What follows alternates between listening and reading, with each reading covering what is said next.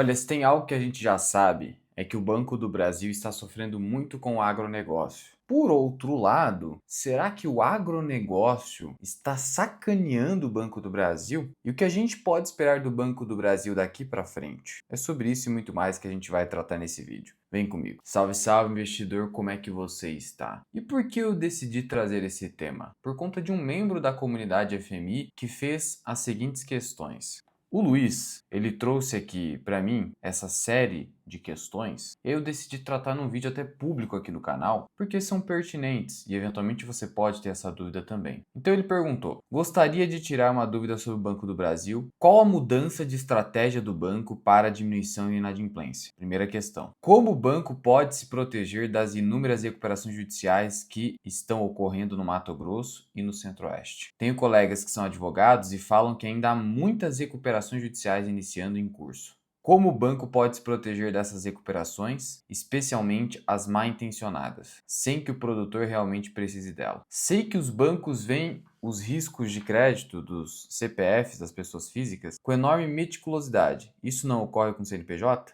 Esse novo plano Safra pode ajudar o Banco do Brasil? Quanto dele é subsidiado pelo governo? O banco possui poder legal para negar financiamento a quem já pediu recuperação judicial em outros CNPJs? Como o banco pode evitar novos golpes e essa inadimplência no agronegócio? Vamos por partes, são várias perguntas aqui. Antes, uma pequena atualização a respeito do Banco do Brasil. No corrente ano, ele segue caindo, nesse momento, abaixo dos R$ 20, inclusive abaixo do valor intrínseco que a gente deixa disponível para os membros. Mas é sempre importante lembrar que o fato de uma ação estar abaixo do valor intrínseco não significa compra automática. Por quê? Porque existe uma questão na economia que se chama custo de oportunidade. O que é o custo de oportunidade? Na verdade, o custo de oportunidade ele está presente em todas as decisões que nós fazemos na nossa vida. Toda vez que a gente escolhe A ao invés de B, a gente está renunciando tudo que poderia advir da decisão B, do caminho B. Por exemplo, se eu decido estudar direito, automaticamente eu estou renunciando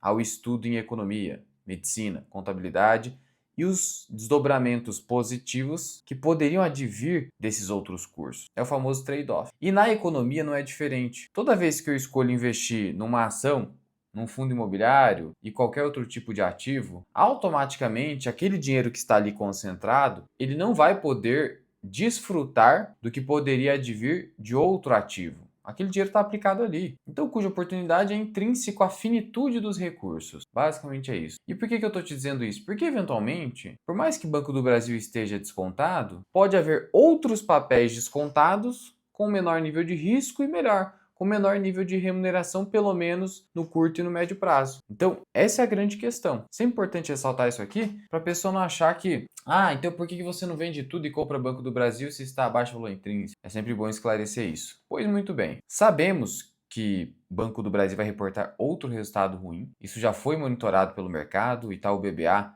trouxe aqui as suas considerações, falando que espera um tombo de 25% no lucro líquido, com um ROI modesto, muito modesto, vale ressaltar, de apenas 5,8%, ou seja, seria equivalente a você colocar o dinheiro hoje em qualquer negócio e só retornar 5,8%. Se você pegar, por exemplo, R$ 1 milhão e ganhar menos do que a poupança. Então esse é o cenário hoje em Banco do Brasil, bastante negativo. E esse resultado refletiria os efeitos severos da quebra de safra. A gente já vive um El Niño, o temor agora é de um super El Niño e da deterioração da carteira do agronegócio, que é a grande questão aqui desse vídeo, empurrando as despesas com provisões para pesados R$ 20 bilhões, elevando o custo de risco para 6,4%. Tivemos, pelo menos, uma notícia positiva recentemente, um comunicado ao mercado do dia 26 de junho, em que o Tribunal de Contas publicou no mesmo dia um acórdão, que é uma decisão colegiada, em que o tribunal declarou a não objeção ao pedido do Banco do Brasil à repactuação do cronograma de devolução do instrumento híbrido de capital e dívida. É uma dívida que o Banco do Brasil tem junto ao Tesouro Nacional. E aí deu uma folga, um respiro, porque veja, por conta desse respiro, o Banco do Brasil vai desembolsar duas parcelas de 100 milhões só, até 2027, e aí tem uma parcela de 1 bilhão a mais pesada em 2028, mas aí a gente já espera que que em 2028 o banco tenha recuperado a qualidade da sua carteira de crédito e a qualidade da sua rentabilidade, que não pode ficar abaixo de 10% num país onde o custo de capital é enorme, ou seja, onde a taxa de juros costuma ficar acima de 10%. E uma parcela maior para 2029. Nada impedindo que o banco consiga, se a crise perdurar por mais tempo, uma nova renegociação. E aí vamos tratar aqui então a respeito do Plano Safra, que basicamente é uma destinação de uma grande quantidade de dinheiro para o agronegócio fazer os seus investimentos, para dar respiro, para financiar o agronegócio. Só que vale ressaltar o seguinte: o Plano Safra, ele não é integralmente subsidiado pelo governo, apesar de ofertar taxas de juros relativamente baixas. Ou seja, os bancos que aderem ao Plano Safra, e o Banco do Brasil é o protagonista desse plano, eles não são integralmente beneficiados por um subsídio governamental. O Tesouro ajudando a reduzir essa taxa de juros. Não, na verdade é uma pequena parte. E como é que funciona esse Plano Safra? Em relação à safra 2026-2027, ele conta aí com 525 bilhões de reais e juros de no máximo 12,5% ao ano. Então veja, só por aqui você percebe a vantagem. Cara, seria o equivalente a eu fazer o seguinte: se eu pudesse, pessoa física e aleatória, tomar esse tipo de crédito, eu vou lá no banco, pego, sei lá, alguns milhões, né? Pego alguns milhões a 12,5 anos e invisto num pré-fixado do governo que está me pagando 14. Tá, líquido eu não vou receber isso, mas que seja. Eu posso então investir em CDB me pagando 14, 15, eu ainda consigo um spread de 0,5% a 1%, seria equivalente a eu ganhar dinheiro de forma gratuita. Então olha como isso aqui é importante para o agronegócio. É um dinheiro barato. E aí você poderia perguntar, o Banco do Brasil aguenta isso aqui? É o que a gente vai tratar na sequência. E aqui alguns detalhes do Plano Safra. A maior parte dos recursos será destinada ao custeio das lavouras, o que inclui o quê? Aquisição de insumos, condução das lavouras, manutenção dos rebanhos e a comercialização da produção. Custeio, no geral. E aí a divisão vai ficar dessa forma. Custeio, quase 385 bilhões. Investimentos, 140 bilhões, totalizando 525. O Banco do Brasil, ele vai ficar responsável por 230 bilhões. Só que isso está representando uma queda em relação a 2025, já sinalizando aqui cautela do Banco do Brasil. No ano passado, na safra anterior, foi 260 bilhões. Então, só por aqui já fica mais ou menos uma pergunta respondida. O Banco do Brasil já desacelerou a concessão de crédito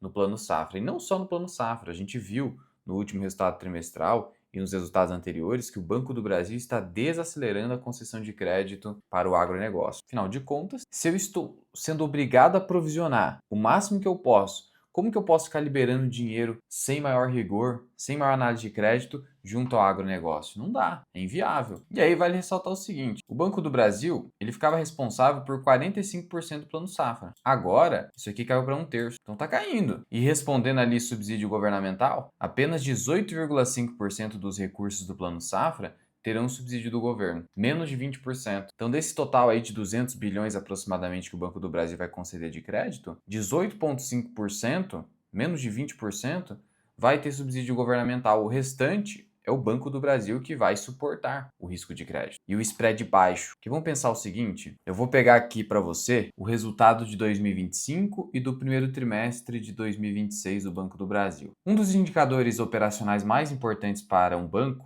é a sua margem financeira. Quanto que o banco consegue ganhar de margem, ou seja, a diferença que tem que ser positiva, se não é prejuízo, entre o quanto eu gasto para captar recursos junto ao mercado e o quanto eu ganho para emprestar esses recursos. E aqui, ó, pegando 2025, o que a gente pode notar? Composição da margem financeira bruta do Banco do Brasil. Receitas financeiras, ou seja, o quanto eu ganho. A gente teve aqui uma elevação de 187 bilhões para 217 bilhões. E aí aqui embaixo a gente tem as despesas financeiras, que também saltaram de 83 bilhões para 114 bilhões. No final das contas, você teve um salto muito maior das despesas, que saltaram 37,9%, enquanto as receitas saltaram 16,4%. No final das contas, esse descasamento fez com que a margem financeira bruta caísse na comparação anual, caísse 0,8%. Por quê? Porque as minhas despesas cresceram demais, principalmente aqui em captação comercial. Saltou de 70 bi para 95, quase 100 bi. Isso aqui decorreu muito do quê?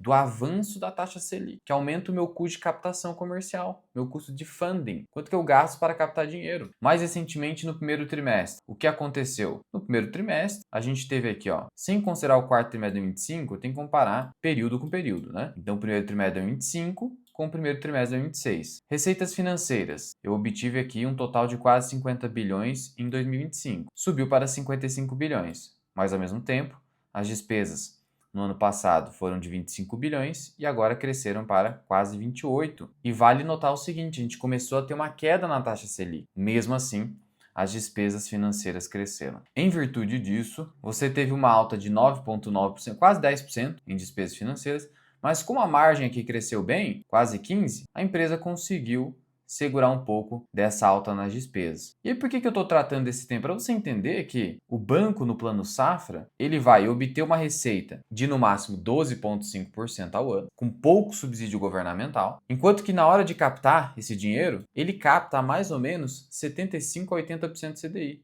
A uns 10% a 11%, depende do instrumento. Poupança é mais barato, conta corrente é mais barato, mas tem outros instrumentos que o banco tem que oferecer mais remuneração para o mercado. Na média fica entre 10% a 11%. Então meu spread fica bem apertado. Eu vou ganhar basicamente por cada contrato, pensando dessa forma, 1% a 1,5% de margem. Aí você pode falar, tá bom, Luan, tá bom se todo mundo pagar. Se não houvesse inadimplências, tá bom ganhar 1,5% de graça, entre aspas. O problema é que não é assim. A gente está vendo uma inadimplência muito alta. E aí o banco, o que ele faz? Então eu vou desacelerar a concessão de dinheiro no plano safra, porque o risco continua alto, especialmente por conta das recuperações judiciais que foram estendidas para o agronegócio em 2020. Então esse cenário da legislação protegendo o agronegócio na recuperação judicial gerou muito mais risco para o Banco do Brasil, que é o principal financiador do agro. No final das contas, você poderia se perguntar, como se perguntou nosso membro ali, o Plano Safra beneficia o Banco do Brasil? E o que diz o mercado? O economista Pablo Alencar, ele fala, olha, por mais que o Plano Safra não tenha sido no volume recorde, já ajuda a expandir o negócio do Banco do Brasil, com uma parte ali dos recursos subsidiados. E aí ele cita que por mais que, e aqui ele tem razão,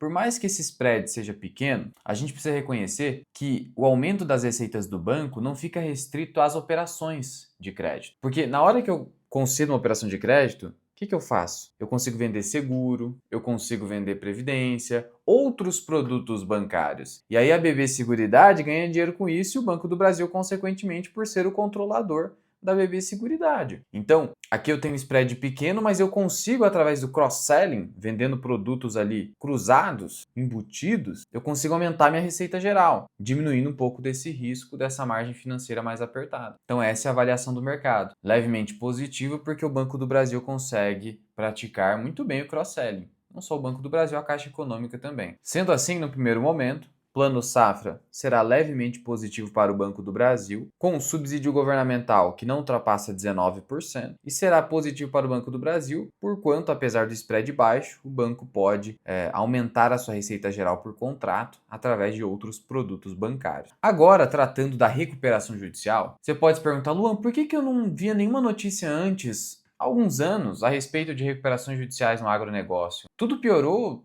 dos últimos 5 anos para cá? Não teve nada antes disso? Então, é que a recuperação judicial para o produtor rural pessoa física e jurídica, essa recuperação judicial foi estendida para todos eles em 2020, através da lei 14.112 de 2020. Por isso que começou uma intensificação depois dessa data, especialmente a partir de 2020. Tanto assim que os dados do Serasa, eles têm aqui a série histórica a partir de 2021, onde você teve 193 recuperações judiciais, saltou para 232, depois teve um salto absurdo para 534, depois 1.272 e em 2025 quase 2.000 recuperações. A gente está falando aí de um crescimento, se você comparar 2024 com 2025, de quase 60%. Loucura! E o número não para de crescer em 2026. E aí, você poderia se perguntar, Luan, quais são os critérios para alguém conseguir recuperação judicial e dar calote no banco? Porque a recuperação judicial implica suspensão imediata. A hora que o juiz ele defere, ele concede o processamento da recuperação, ou seja, quando ele bate o martelo e fala, olha, a recuperação pode andar, na hora já suspende por 180 dias todas as dívidas. Então o banco toma um calote imediatamente de 6 meses, para depois discutir se a recuperação judicial deve ou não acontecer. Porque no final das contas, o processo vai definir se a recuperação é viável ou não. E sendo viável, você aprova um plano de recuperação que aí vai prever parcelamento, vai prever moratória, renegociações, que no final das contas é um calote abarcado pela lei. E por que a lei faz isso? Porque a empresa tem uma função social, segundo a Constituição Federal: gerar emprego, rodar a economia, uma série de coisas. É como se a empresa inadimplente fosse mais importante do que o credor. E existe um debate até filosófico, ontológico entre os advogados e juristas se no Brasil o devedor não é excessivamente protegido. Eu não vou entrar nesse debate que é jurídico, envolve muita controvérsia, mas existe, né, essa questão. E a lei da recuperação judicial pode ser vista dessa maneira. Como você pode ter o outro lado falando, não, mas se a gente não proteger o devedor, simplesmente você vai gerar um desemprego em massa, todo mundo vai parar de trabalhar, o agronegócio, por exemplo, vai simplesmente ser destruído, sendo um componente relevante do PIB. Então, discussão tem para todos os lados. É uma discussão que acaba sendo muito mais política do que, de fato, econômica, na minha opinião. Mas, colocando isso de lado, quais são os requisitos para você conseguir uma recuperação? E o juiz, ele avalia formalmente. Você que é juiz de direito, por exemplo, a pessoa não tem conhecimento da empresa. Raramente tem noções econômicas mais aprofundadas. O cara estudou direito, fez concurso para juiz e é isso. Então ele vai avaliar formalmente. Atendeu o cara crachá da lei, ele vai deferir a recuperação. Ainda mais no contexto de taxa de juros enorme. A gente tem, hoje, sem guerra, sem nada, o segundo maior juro real do planeta, ficando atrás apenas da Rússia. O segundo maior juro real do planeta. Ultrapassamos, inclusive, a Turquia. Então, é isso que está acontecendo hoje no Brasil. Então, esse dado por si só já entra na cabeça do juiz provavelmente da seguinte forma: olha, com esse juro, fica difícil do agronegócio obter lucro de fato. E não só isso, aí você tem quebra de safras, tem El Ninho, que são fatos notórios que independem de comprovação. E aí, como é que o juiz vai entrar nesse mérito? Então ele vai olhar aqui o requisito formal. Olha só, poderá requerer recuperação judicial o devedor que, no momento do pedido, e aí o advogado entra com o pedido, exerça regularmente suas atividades há mais de 2 anos. Então veja, 2 aninhos. Eu abri a minha empresa há 2 anos, pronto, posso pedir recuperação. Aqui eu acho que tinha que mudar. É muito pouco tempo para você admitir a recuperação. Vamos combinar? 2 aninhos? A empresa nem se provou nem nada. 2 aninhos de CNPJ aberto é muito pouco. Mas enfim, de novo, discussão política. E que atenda aos seguintes requisitos: cumulativamente, não ser falido, e não ser falido significa você não ter obtido um decreto de falência judicial, tá?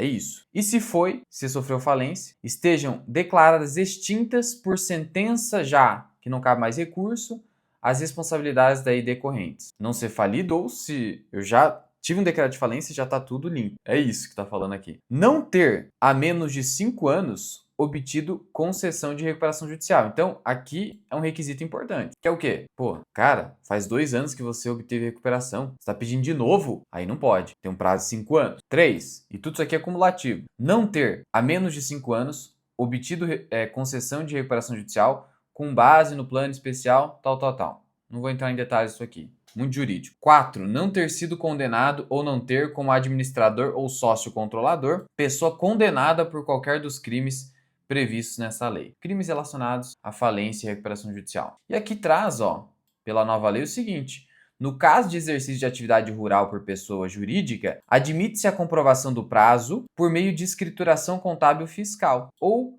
por meio de obrigação legal de registros contábeis que venha substituir a escrituração. E traz aqui, mesma coisa, pessoa física. Então veja, produtor rural, pessoa física ou jurídica, pode pedir a recuperação só seguindo esses requisitos que, vamos combinar, são relativamente fáceis de atender. Por isso que os advogados estão surfando essa onda de recuperação judicial no agro. Porque, cara, isso aqui é muito fácil de atender e de comprovar. Então, o que acontece? Não há como, uma vez que isso aqui é um direito, você lutar contra isso, você sendo o banco. O Banco do Brasil não tem como impedir a recuperação judicial uma vez atendidos todos os requisitos e o produtor rural, pessoa física ou jurídica, comprovando que está numa crise, mas que pode sair dessa crise. Isso aí é muito subjetivo. E o juiz, de novo, como que ele vai questionar isso, essa viabilidade econômica, se a gente vive um contexto macro altamente desfavorável? Então, qual seria a medida para o Banco do Brasil se proteger? Olha, primeiro, já há artigos de advogados, por exemplo, esse artigo aqui no Conjur, dos advogados Ben-Hur e Guilherme Afonso, criticando essa possibilidade de recuperação no agro, dizendo que não há requisitos mais exigentes, como eu falei, e que tem sim fraude acontecendo. E aí ele cita aqui, ó, eles citam: o produtor toma crédito muito superior à sua capacidade de pagamento, e o Banco do Brasil estava abrindo a torneira em anos anteriores, então desvia os recursos a um investimento qualquer, que não são aqueles investimentos relacionados à concessão de crédito, custeio, investimento. Porque como eu disse, se eu pudesse ficar pegando dinheiro a 12% para ganhar dinheiro no mercado financeiro de graça, quem não faria isso? Então aqui ele está falando, olha, o produtor mal intencionado pega o dinheiro e coloca em algo que não era para ser. É o desvio de finalidade do recurso, sobre o qual estabelece uma estrutura de ocultação patrimonial, a blindagem. Em seguida, pede a recuperação judicial sob as alegadas dificuldades causadas por juros, clima ou variação do câmbio. Então, ocultados os bens, não resta aos credores qualquer alternativa senão os planos de recuperação abusivos, com descontos de juros, 100%, moratória, etc, etc. Então existe aqui uma falha legal que permite a má-fé e fica difícil para o banco comprovar essa má-fé. Bom, Luan, então como que o Banco do Brasil se protege? Na prevenção, porque depois que a recuperação já foi deferida, não há mais proteção. O banco até discute, impugna o crédito, tenta comprovar o abuso pelo sócio da empresa ou produtor rural, ele pode, mas isso é muito difícil e discussão judicial leva muito tempo. Até lá o banco já teve prejuízo. Então é na prévia. Acontece como eu disse, o Banco do Brasil estava abrindo a torneira, concedendo muito crédito rural, de maneira pouco rigorosa. Agora que ele está rigoroso, mas agora já é um pouco tarde, mas ainda assim tem que ser feito. Então basicamente a proteção está na prévia, na hora de conceder o crédito. E respondendo a pergunta sobre ser CPF ou CNPJ, não, independentemente, o banco é rigoroso nos dois casos. É para ser. CNPJ, você tem que avaliar detidamente demonstrações financeiras, histórico, tudo vai compor a análise de crédito. Exigir garantias robustas, cláusulas de covenants que sejam rigorosas, tudo isso tem que estar ali. Pessoa física ou jurídica, não interessa. E aí quando ele fala aqui recuperações judiciais sem que o produtor precise da recuperação, entra nesse artigo da crítica desses advogados, no sentido de, pô, gente, o cara pegou a grana, colocou numa blindagem patrimonial e agora tá pedindo recuperação para conseguir reduzir os juros que já eram extremamente baixos. Eu não tô dizendo que todo mundo tá de má fé, de maneira nenhuma. Uma menor parte das pessoas age de má fé, mas pode ser suficiente para gerar um prejuízo enorme. E existe aqui uma assimetria de informação entre o que o banco sabe de fato que está acontecendo e o que o produtor rural sabe do que está acontecendo. Nessa relação aqui,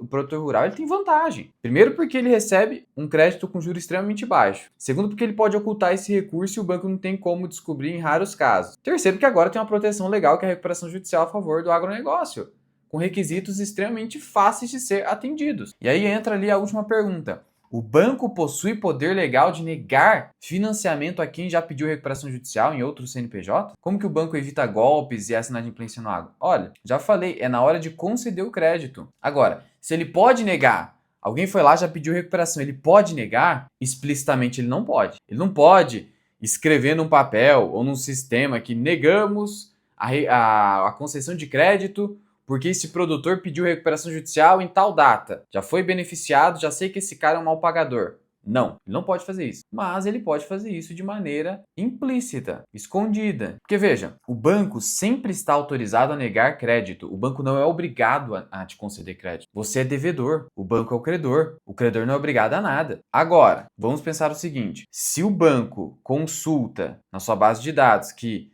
esse devedor, através de outro CNPJ ou não, já obteve recuperação judicial, já deu um calote legalmente aceito no banco, ele vai piorar o score bancário. Ou ele vai, de alguma forma, tentar exigir juros maiores, ou excluir do plano safra. Sei lá, ele pode fazer esse tipo de coisa. Só que ele não pode declarar explicitamente, porque pode ser ali entendido como uma prática discriminatória, e aí o devedor consegue até um dano moral, uma indenização por danos morais na justiça, ou consegue até obrigar o banco, por conta da prática discriminatória, a conceder o empréstimo, uma série de possibilidades. Mas é só não declarar esse tipo de coisa explicitamente. E na prática é assim que funciona. Então é isso que acontece. Sendo assim, pensando em possíveis soluções hoje para o que está acontecendo no agronegócio, para evitar a má-fé de alguns produtores rurais. A solução parte tanto do Banco do Brasil, no rigor na concessão de crédito, e isso já está acontecendo, apesar de ser um pouco tarde, mas já está acontecendo, e a gente já tem visto uma melhora na inadimplência, ainda que leve, por conta disso. E do ponto de vista político, o Estado precisa alterar a legislação de falências e recuperação judicial para fazer com que seja muito mais difícil conseguir uma recuperação judicial no agronegócio. Muito mais difícil, como a gente viu. Então precisa ter essa união de forças para você desincentivar a má-fé. Porque nesse momento, aparentemente, a má-fé está incentivada por uma flexibilização de requisitos ali, como a gente viu. Infelizmente, porque você precisa entender a economia a partir da lei de incentivos. Se há um incentivo para ser mais barato eu entrar com uma recuperação judicial do que pagar, por que eu vou pagar? Por exemplo, numa prefeitura, eu era procurador numa prefeitura. Para a pessoa era muito melhor não pagar o IPTU na data para fazer uma adesão a um programa especial de parcelamento que tinha uma série de benefícios. Então era melhor o cara ficar inadimplente do que ser adimplente para esperar o programa especial de parcelamento, onde ele conseguia benefícios que era como se ele estivesse pagando em dia, mas ele atrasou. E aí? Então existe um incentivo a você ser inadimplente nessas ocasiões. Mas aí é uma questão política. E essa pergunta que eu respondi aqui em vídeo foi colocada por um membro da comunidade Formação Mira Investing, que é a minha comunidade pessoal de investimentos, onde eu trago diversos insights, vídeos exclusivos, tenho o meu curso Formação Mira Investing para você se tornar um investidor independente, tenho os meus relatórios de análise de empresas e de fundos imobiliários, tenho a minha planilha de valor intrínseco, então tudo que o investidor pessoa física precisa para investir com consciência e tranquilidade, além do meu acompanhamento ali na comunidade, tudo isso está lá na comunidade FMI. Para você conhecer, eu vou deixar o link aqui na descrição e no primeiro comentário fixado, onde você pode testar por 7 dias grátis. Agora, se você precisar do meu trabalho como consultor de investimentos, você pode dizer: olha, Luan, acho legal a ideia da comunidade, mas eu preciso de algo mais personalizado e um acompanhamento comigo. Preciso de um consultor. Aí vai estar aqui na descrição também o link para você solicitar um orçamento de consultoria. Recado dado, gostaria que você deixasse aqui o seu relato a respeito do Banco do Brasil, se você tiver conhecimento de alguma irregularidade, algo do tipo. Comenta aqui embaixo, também deixa sugestão e eu te vejo no próximo vídeo.